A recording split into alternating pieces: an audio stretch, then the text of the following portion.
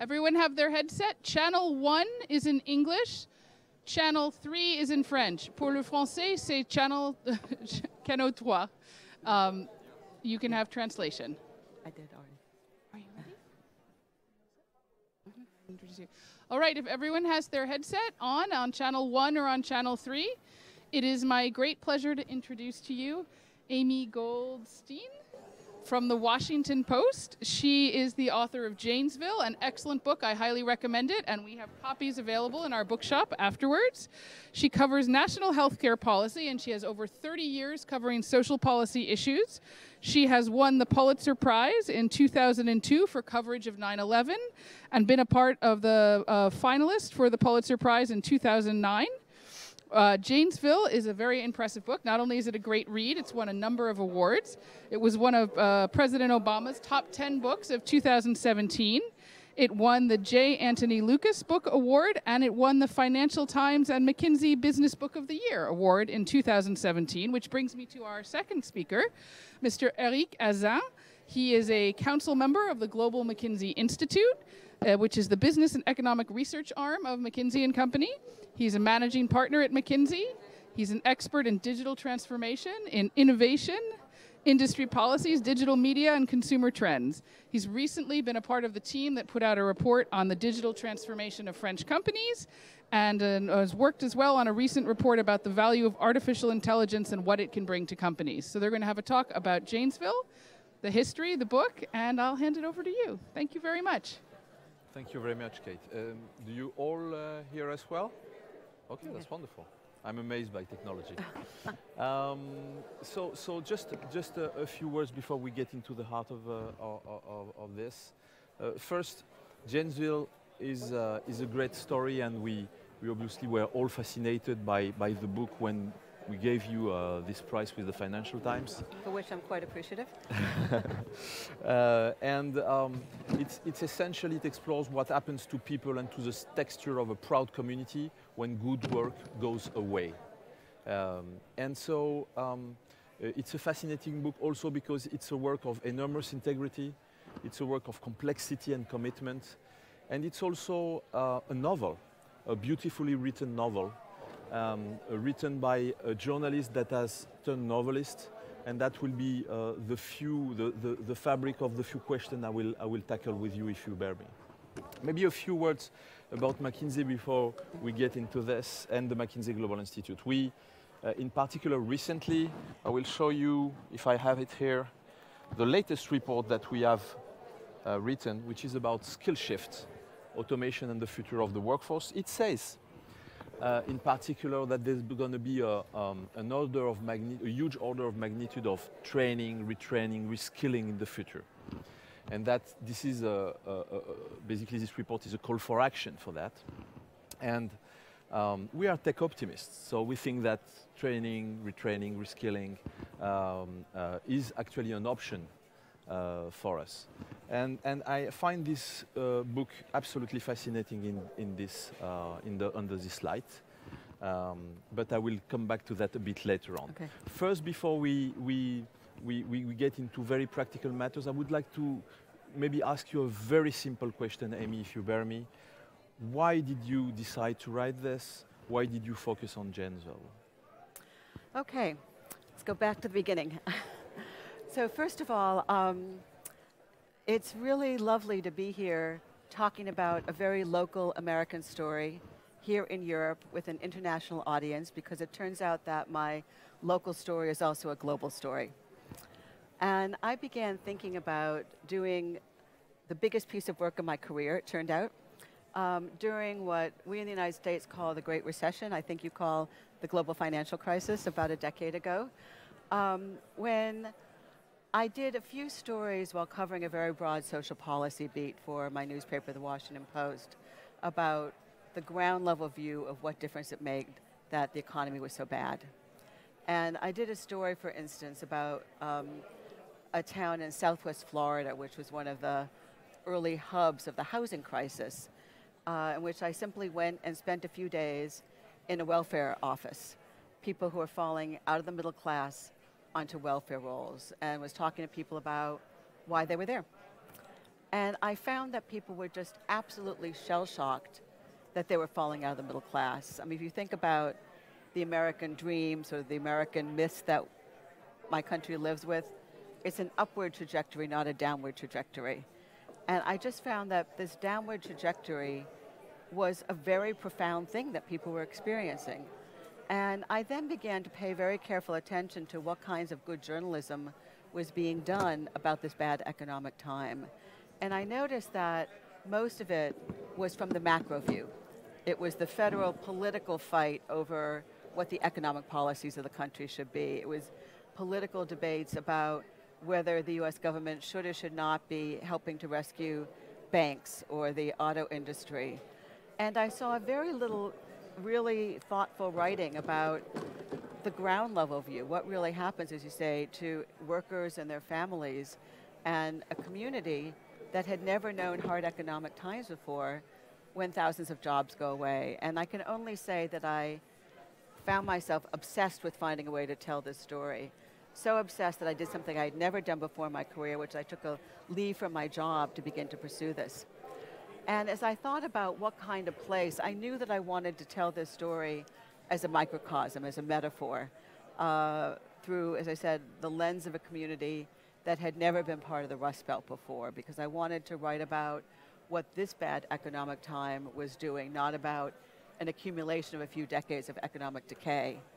And so when I thought about what kind of place I should write about, Janesville was very appealing. I had heard about it a few years earlier. I had never been there. I think I had done one story in my entire career out of Wisconsin. This was not a place I knew and a state that I knew. But it had what was the oldest operating General Motors assembly plant in the entire company.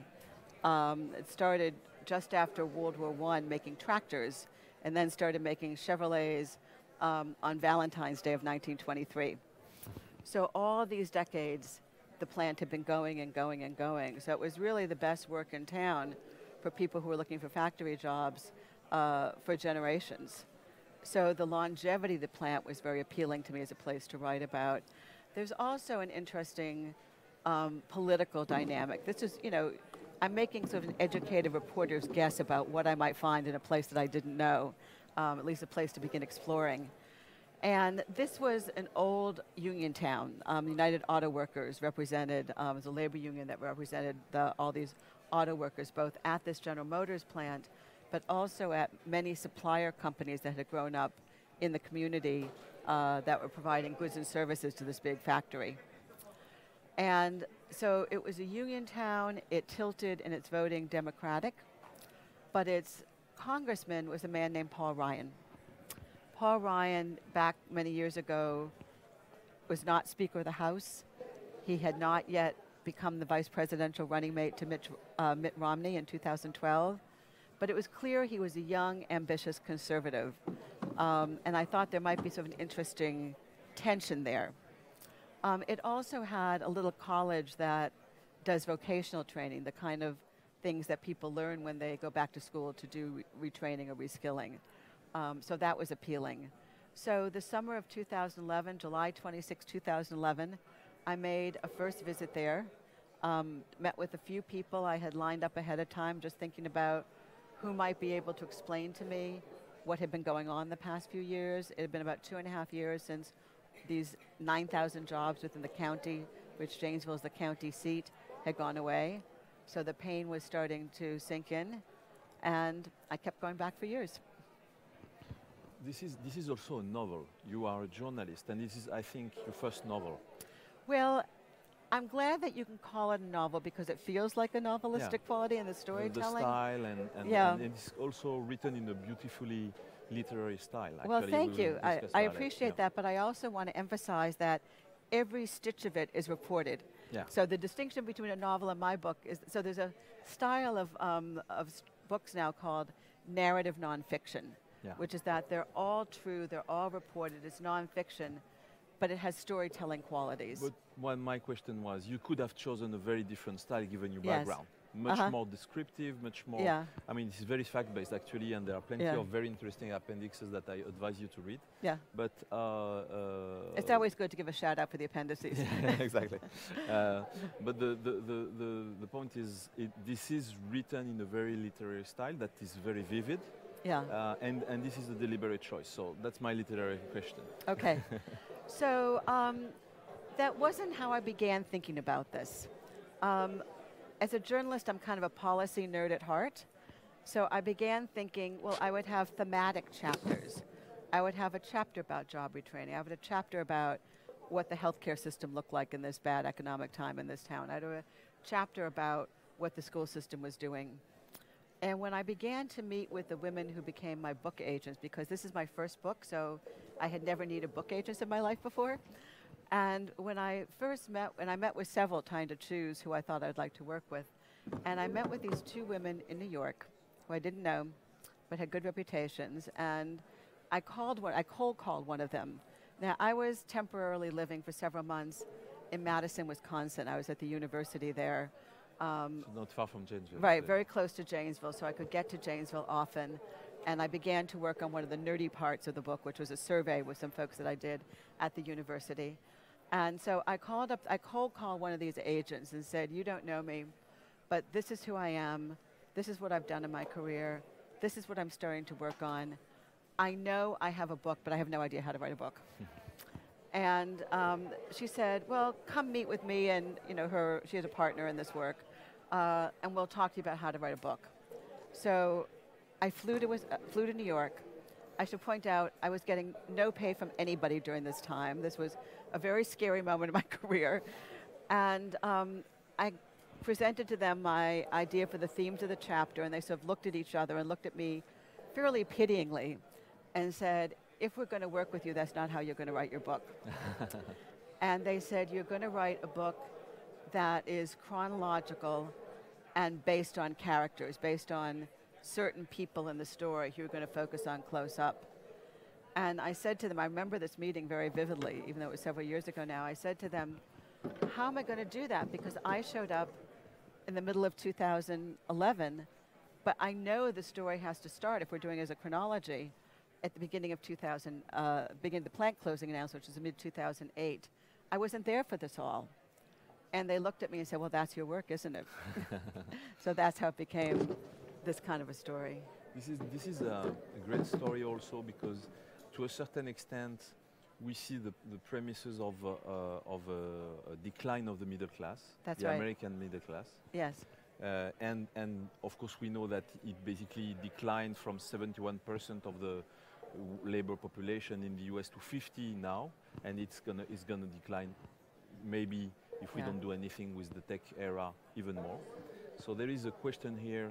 This town was an example of this middle wage class, and these guys also have an incredibly positive attitude.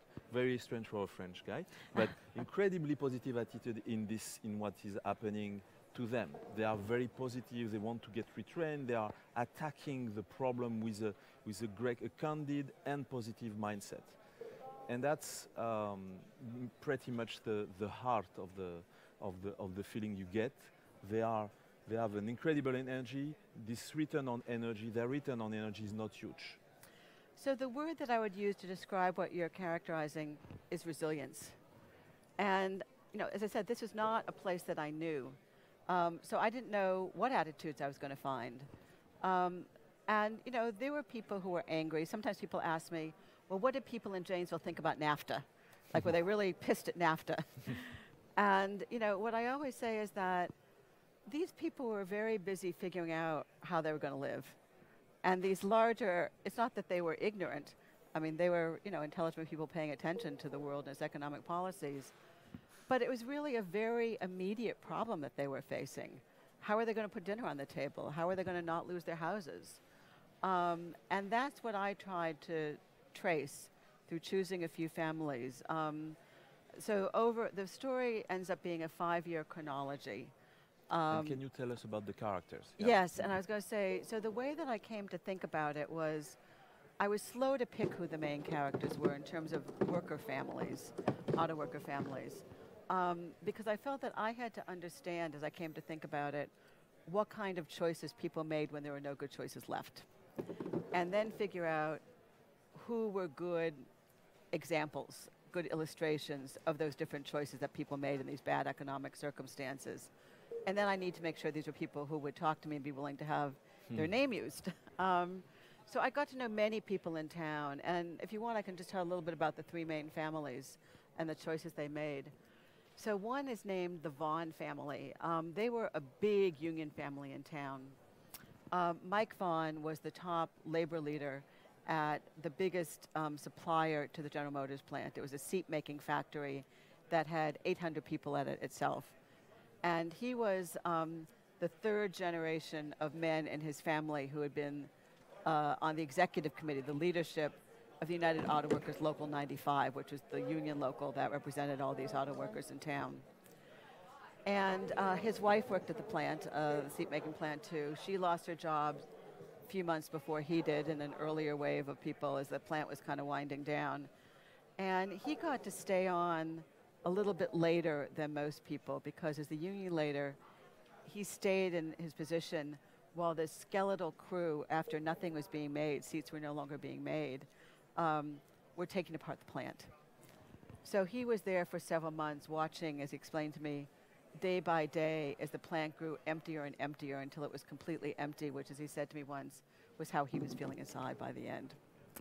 And during this time, he was trying to figure out what to do. He was applying for labor jobs with other unions in Wisconsin, a few nearby states. He wasn't finding any available job that made sense to him. So his wife had already gone back to school to retrain, and he decided he was going to do the same thing. And then it became a question of what was he going to train to do? So he thought very hard about what had all of his years of labor leadership, what could that translate into? And this local college was creating a program in human resources management, which he thought could make use of some of the skills he had developed as a labor leader. The only problem was, if you think about that name, human resources management, that was a pretty big psychic transition he had to make. And he really thought hard about this and came to think, well, if he could help people from the union side, he probably could help people from the management side.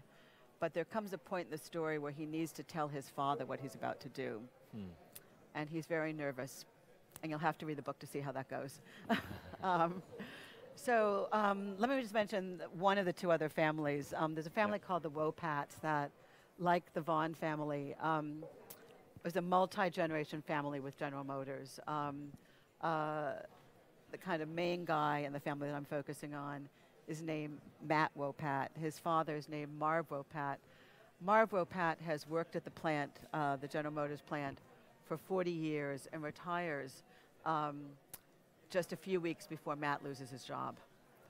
And he's feeling very guilty at his retirement party that he's getting a good pension, health benefits that in all odds his son's not going to get.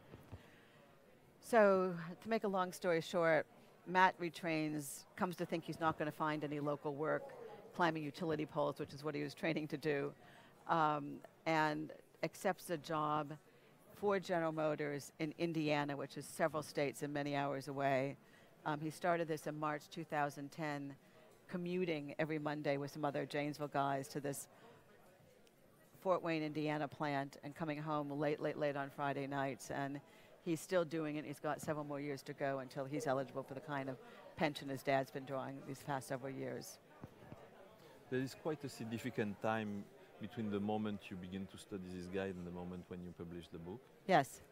There is also, it's a difficult story. It's very interesting, but it's a difficult story for these people that you've been discussing, studying. How did you gain their trust and how the process did evolve? So this is going to sound a little bit trite, but I think the best way to gain trust as a journalist is gradually and with integrity. Not to be too corny about it. But you don't start asking the hardest questions first. You get to know people a little bit at a time. I got to know these people over a period of years. If during a conversation somebody told me something that I thought was pretty emotionally intense and my reporter's mind was going like, ding, ding, ding, I want to write about that, I wouldn't bore in and ask them all these hard questions right away. I'd ask them a little, and then, sometime later we'd be talking, and I'd say, kind of gently, I hope, well, remember the last time you mentioned this? I want to find out a little bit more about that. And I would do that by degrees. And I think over a period of time, I never moved to Janesville, though, as I said, I spent several months in Wisconsin, and then once I had identified the main families and other people in town who were going to be, it's funny, I call these people characters because they are characters in a book, but they're also real people with real names still living their lives in Janesville knowing they've got a book written about them. I would come back. And, over time people kind of got used to me being this sporadic presence, either sometimes I'd just call them up and say, I would like be writing a paragraph, and I realized I could get halfway through the paragraph, but I needed more details to make a visit. So I would email somebody or call them up and say, hey, can I ask you a little more about that? I mean, the other problem that exists with doing this kind of work is that people's memories are fallible. So remembering time, remembering what people felt, and these were not, for the most part, I mean, not to stereotype, but for the most part, these were not touchy-feeling, share their emotions on their, on the surface people. These were auto workers. So I would interview several people who knew of a certain thing and try to see how much convergence I could get. I would look up things in the local newspaper.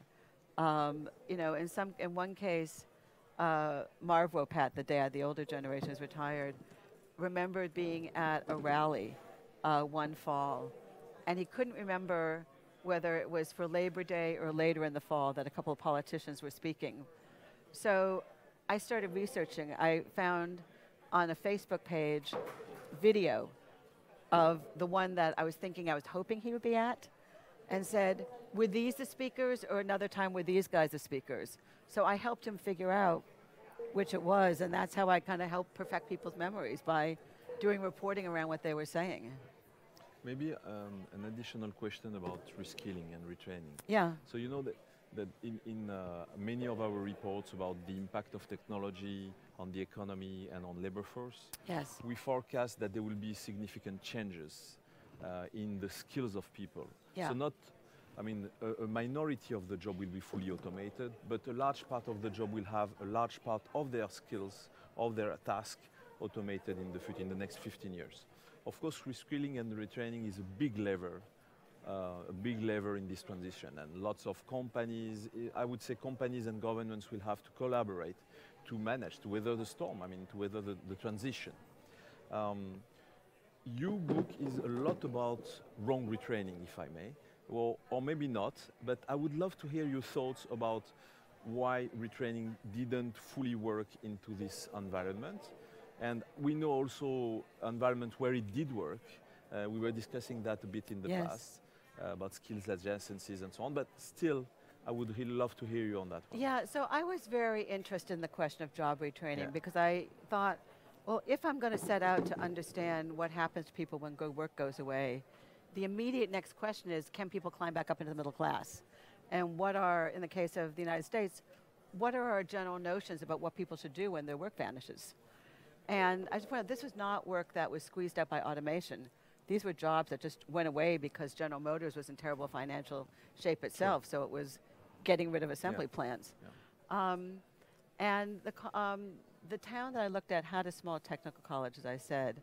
So I spent a lot of time hanging out at this college. The people who ran the college were remarkably cooperative, which was great. So I both interviewed people, both people who were teaching at the college, people who were the administrators of the college, the small beleaguered team of counselors at the college who were getting this huge wave of factory workers coming at them. And I also, with a couple of labor economists there, did a statistical analysis of people who had been laid off in this part of southern Wisconsin during the Great Recession, who then did or did not go back to school. So I would dispute your premise that perhaps this was bad retraining, because, no, it's okay. You might have been right. Because, again, I didn't know this at the outset, but this little college, I came to understand, as I learned more about sort of theories of job retraining and what's recommended to do it well, was doing everything that I think a college could do.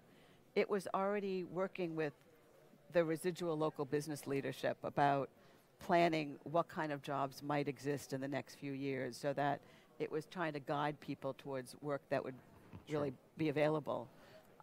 It made really sensitive adjustments to how it was teaching students. I mean, if you think about having just lost your work, you're in your 30s or your 40s, it's been half a lifetime since you've been in school, your whole identity as an auto worker has been shattered, and you're told you need to figure out how to study again. I mean, that's a pretty hard thing for anybody to do. So this college was aware, you know, as soon as factory workers started coming in, that these people were shell-shocked. I mean, I had a couple people who taught there say that they really thought they were sealing people in trauma. So the college started doing things like having, before every semester, family picnics for these factory workers, so they would feel the college is a less alienating environment. They became aware at the college that these people who were perfectly good factory workers, many of them had terrible computer skills.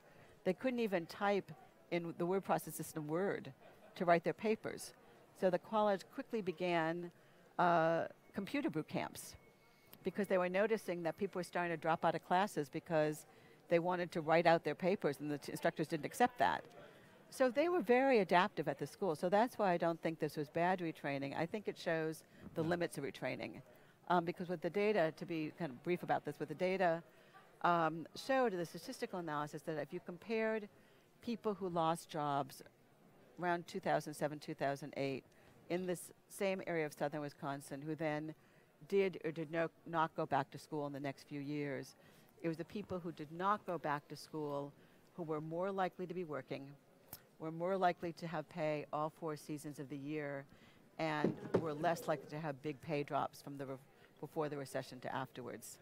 So the two things that we could that could be helpful to complete the analysis would be to compare the real deep skills of the guys that were not trained and their adaptability to the market beyond the skills themselves, compared to the one that have basically turned to the retraining. To school, Which that's one, and the other thing is some analysis that we discussed around skill adjacencies and transferability, which are quite tough, but really interesting. Yeah, so I agree. I mean, we could look at a certain number of things, and we had, I mean, to get hyper nerdy for a minute, I mean, we had industry codes. So we could see both groups, whether they were comparable or not. I mean, we couldn't fully look at how good were people, how, you know, adaptable were people. Some statistics. Yeah, exactly. But it just raises some intriguing questions about, you know, and I don't think that this is an indictment of job retraining broadly, but I think it just says, you know, when jobs are slow to be coming back to a part of the country, my country in this case, you can't always train your way into new work. Yeah, and it was also quite sudden. Yeah, it was quite sudden. Maybe to finish, I think we're on time, but any question, any reflection from what the inquiry, the analysis you've done through the book, and the link with eventually US politics or anything? Or? Yeah, so people sometimes say, oh, your book must explain Donald Trump. My book does not explain Donald Trump. And I had to think hard about the relationship between what I heard from people in Janesville, Wisconsin, and the fact that the 2016 elections had the result that it did. So the Democratic kind of union identity of this town so far has outlasted the union jobs. So in 2016, you can imagine I woke up that morning after the election knowing, I should say, that Wisconsin, the state that Janesville's in, for the first time since the 1980s, went Republican in this election. So I woke up and I ran to my computer at home and was like, how did Janesville vote? And it turned out that Janesville voted Democratic, just by a couple percentages. The county that Janesville's in, which is a historically Democratic county, supported Hillary Clinton. But I think, you know, as I said, I had to think about how this all fit together, and kind of the formulation I've come up with, I don't know if I'm right or not, but the formulation I've come up with is that the kinds of economic blow that happened to this community, happened to people within this community, is really difficult. And places in the United States where jobs also had not come back, but were not so democratic identified historically, I think might have found it appealing to have a candidate who is not a traditional politician saying we're going to make America great again. So that, I think, maybe is the link. Thank you so much. I would like to ask you maybe to read a few lines of your book to give a sense of how it feels, if you bear us, and then we will give the floor to the guys to ask a few questions. Yeah. I can do that. So I'm going to read the beginning of a chapter that's actually pretty late in the book. And I told you that one of the families, the Wopat family that I write about, has a guy who's commuting to Indiana every week. And so this is about Matt. The chapter is called Night Drive, and it's about his ride home. And I will tell you the secret before I read these passages. Yes, I was in the car. Come on, get the hell out of here, a guy shouts as he bursts out the door and speed walks across the terracotta tiled lobby, barely slowing to slide his ID card through the punch clock. Friday night at the Fort Wayne assembly plant. The end of the work week, the end of second shift, a 9-hour shift today with a lucky hour's overtime. So that's 11:45 p.m. as this guy is shouting, one guy among 1,100 GMers pouring off the factory floor to start their weekend. Amid this horde, Matt Wopat reaches the lobby at 11:47 p.m. wearing a knit cap, a backpack slung over one shoulder. He is not running, but he too is walking very, very fast, a Friday night ritual. He reaches the chilly night air, and a coworker wishes him a safe drive tonight. He stops for an instant at the 97 Saturn, which he parks in the same spot in the vast lot every Friday, in the middle row under street lamp, so that he won't have to think about where he's left his rich car when he returns on Monday. He pulls his duffel from the trunk and continues walking very, very fast over to a nearby 2003 Pontiac Grand Prix already idling. In the driver's seat is Chris Aldrich. In the back seat, his coat scrunched up between him and the door, is Paul Sheridan. Janesville GM gypsies, both. That's what they call these commuting guys, GM gypsies. Chris props the trunk for Matt to toss his duffel inside and slam the trunk shut before he gets in on the passenger side. Matt's door is barely closed when Chris guns the engine and roars off. 280 miles to go, 4 hours and 35 minutes, speeding just a little, where they're pretty certain they will not get caught. Matt pulls out his phone, calls Darcy to tell her they are leaving, same as he does every week. When Chris guns the engine, it is 11:54 p.m. in Fort Wayne, except Matt is not the only one who stays on Janesville time, so the dashboard clock on the Grand Prix says 10:54. Chris started working at Fort Wayne on August 17, 2009, 7 months before Matt. Chris will never forget that day, his wife and kids along to help him move, except that he doesn't like to say he has moved, so he says he stays in Fort Wayne. Anyhow, his family left on Monday morning when he went to the plant for orientation, which was during first shift, so he was back in this new apartment by 3:30 that afternoon. And he sat on a chair from a cheap dinette set they'd just gotten, staring at a wall. His wife and kids already back in Janesville, one of the worst feelings of his life. That was 3.5 years ago. The Grand Prix had 47,000 miles on it. Now it has 134,407. On this night, they are not yet 10 minutes from the plant, about to turn onto Route 114, where Matt says in his quiet way, "This is my 3-year anniversary." Chris doesn't miss a beat. "We aren't going to celebrate that," he shoots back. Matt already texted Darcy before going to work, "Happy anniversary to me, 3 years." And the reply came back, "Has it been 3 years? Seems a lot longer." Darcy had added a sad face emoticon.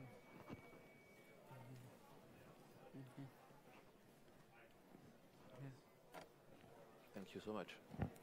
Yeah. So questions to Amy, most probably. I think there's a microphone coming. All right. Yeah, there's a microphone behind. Yeah. I got you. Yeah. You'll get the second question. Sorry about that. You were careful to say that you wanted to focus on a town that sort of became a Rust Belt town for the first time. But if you look at Rust Belt cities before, movies and books on those cities, say Roger and Me by Michael Moore in the 1980s. What difference did you discover, did you find as you were doing your story in the 2000s and 2010s as opposed to the 1980s, Dearborn, Michigan, and so on? Flint and places like that. So first of all, compared to Michael Moore, he has a real political perspective, and I try to strip that out of my work. But the heart of your question, he's got a lot more snark than I do.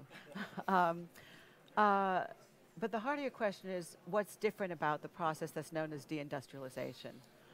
And, I'm not sure that it's different in kind.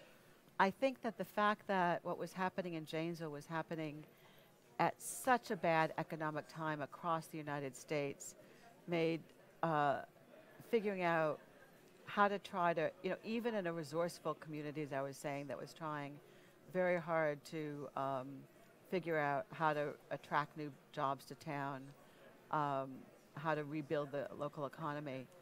It was very, very hard to do this work when the whole economy was so bad. I think that there's, I guess one of the things, if you say to me, like, well, what have you learned during this work? One of the things that I've come to think is that it takes a very, very long time horizon for a community to figure out whether it's going to come back or going to die. And it's been now 10 years since Janesville suffered this great vanishing of work. And it's still not clear what's going to happen ultimately. If you look at Rust Belt towns, they've had different fates. Flint, Michigan still has a bad economy. Places like Pittsburgh, Pennsylvania, which was the heart of the steel industry a generation ago, went through its Rust Belt happening. It's figured out better how to come back. These aren't places I've studied firsthand, but I just know that there's different trajectories, there's different communities. And as I said, I think it takes a long time to sort out their fate. Yeah, hi, I got a question on just the idea of dignity. I'm doing research right now on job retraining and helping people who are unemployed, and I think the most successful plans have dignity priced in at some point. So just however you want to address that idea, if you think it's returning or where it's gone, but what does the word dignity mean to you? Yeah, so that's an important factor. What role does dignity play? And so let me come at this from sort of the flip side of what you're asking. One of the things that I learned from these years of getting to know people in this one Wisconsin community, both from the survey I did with some University of Wisconsin researchers and just from talking to lots of people in town, is that losing work feels very personal. It really messes with your identity and your sense of what you expect your life to be. And that's even true in a place like this, at a time like this, when the U.S. economy was just in bad shape overall. And for any worker, thousands of their neighbors were losing the exact same kind of work they were at the exact same time. But it still feels personal. People still feel like they should be able to puzzle their own way out of this. So I agree with your premise that finding ways to help people feel intact is an important part of the work of recovery. It's psychological recovery, not just economic recovery, that people, communities should be striving for. Hi. Hi. Thank you for your talk. I thought it was really interesting. I have a question a bit focused on media, because at the beginning of your talk, you said that you took this time off because you saw there was nobody telling this story, right? And I was wondering what made you do that, and then when you went back to work, how was if you felt like you felt that a bit frustrated by the fact that, oh my God, why aren't we covering this? Or, and also related to with the lack of resources media have, and also the fact that in the U.S. many of the big groups are based in big cities, not in Janesville, Wisconsin, yeah. right? Yeah. and the role that local papers play. Are you a journalist? Except I'm the just curious. Yeah. Well, yeah. You're a Used to. journalist. Or used to be. Kind Okay. of, yeah. So I just felt that this was a story that was bigger than even the Washington Post could tell the way I wanted to tell it. I actually explored with my editors the possibility of doing some stories along the lines I had in mind. And I think it was the combination of how compelling the subject matter was to me and maybe where I was in my own career that I just thought, I'm going to take a gamble on myself. I took a 1-year leave from my job, at the end of which I realized I was just beginning the work, and I said to the top editor of the Washington Post, one of the scariest things I've ever asked anybody in my career, which was, how would you like not to pay me for a second year? And he agreed.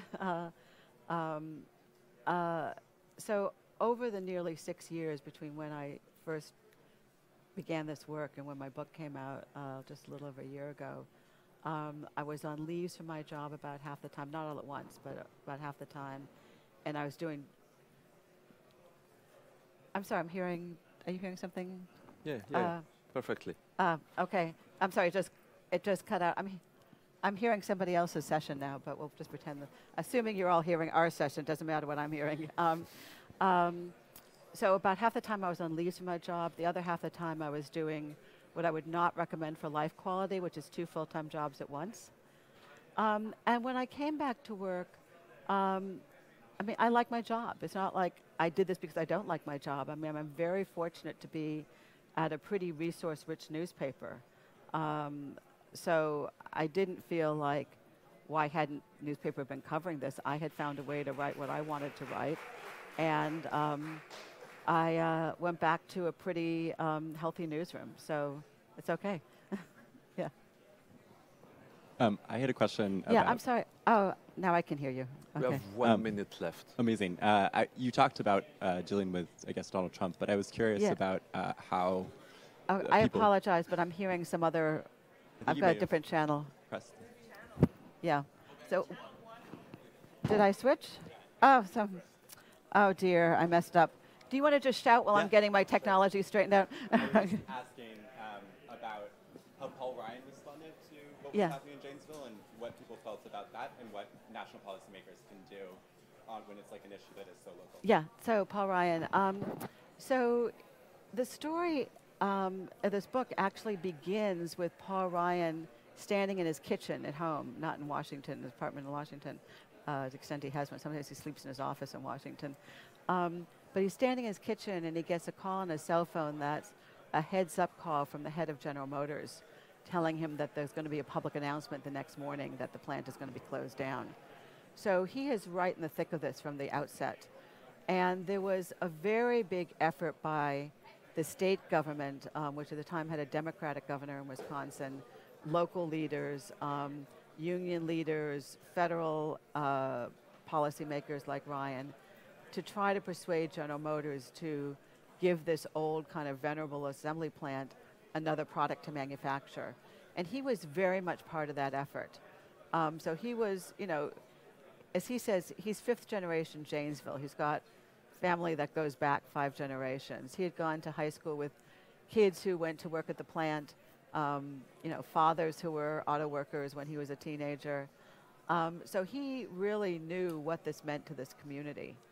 I think over the 5 years of the chronology, when I decided I was going to write a chronology based on characters, that the story tells, as he gets more involved and rises through the ranks in national politics, he becomes a little bit less invested in the troubles of his neighbors. But he certainly knows what's going on. I think time is up. Okay. So thank you so much. You can probably go directly to Amy. Okay. Thank you. Okay, thank you for sitting Thank with you, me. Amy. Great to meet you. Oh, and do you want to announce about book signings? Yeah. Oh. Yeah. There is a signature now? Yeah. This way, Yeah. I think You there can are. maybe...